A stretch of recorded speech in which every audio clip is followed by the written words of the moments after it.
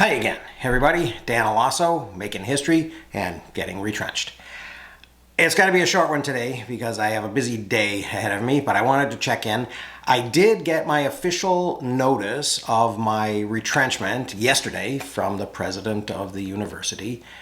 It turns out I was slightly wrong about my last day of employment, which will be May 7th, 2024, and not the 10th. So this is the 29th day since I was notified by my union that I was going to be retrenched. Second day since notification by management, and there are 249 days to go. Now, one bright spot is that my family will apparently continue to receive health insurance coverage and tuition benefits for the entire year following my layoff. And that is good news. I assume that means that the insurance that I'll be getting will be on the same terms as the benefits that I'm getting now, and it won't just be eligibility to buy COBRA coverage. So that is good news, and it was news I wasn't expecting. So there was also quite a long email from the president's office that went out to faculty and staff, to the general mailing list, welcoming everybody back to campus once again, and talking about the energy and the excitement that the president feels from his interactions, mostly with students, he says, during these startup couple of weeks. He mentioned that BSU and NTC, Northern Technical College, are the #1 university and college in the system right now in new student enrollment growth over last year. And he thanked all the professionals in enrollment management and all the members of our community for this growth.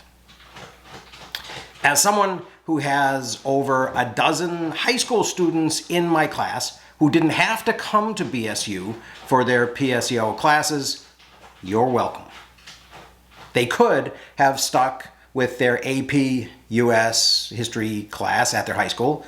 They could have taken their concurrent enrollment college in the high school course at their high school, or they could have taken a course from any other Minnesota state college or university online, but they enrolled in my course.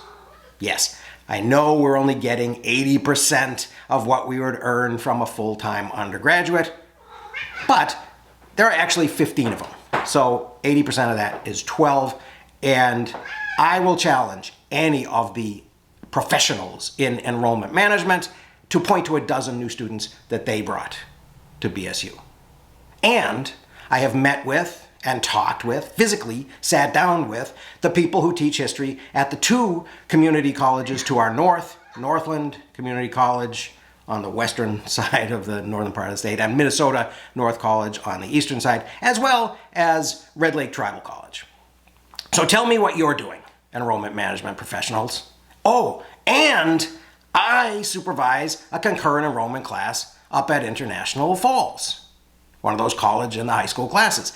And I visit there regularly as a visible representative of BSU. But that's not significant enough to keep me around when we have enrollment management professionals on the job. The president also remarked on the spirit of collaboration that he sees on both campuses. He says that rather than turning to polarization, I see people working together in extremely difficult times to build a foundation for growth. And then he mentions that Northern Technical College has recorded a 30% new student enrollment surge. And he promises that as soon as he receives what he calls final feedback through the survey and engages in what he calls some shared governance consultations, he, quote, will unveil our 2-year strategic direction plan for both BSU and NTC. And I've already predicted what that is going to entail, but again, that'll all be happening once I'm gone from Bemidji State University. So that's all I have for you for today. I suppose that's not entirely the spirit of collaboration, but I've been collaborating for the last couple of years, and this is the outcome for me. So Hope you found that a little bit interesting. Thank you very much for listening, and I will see you again.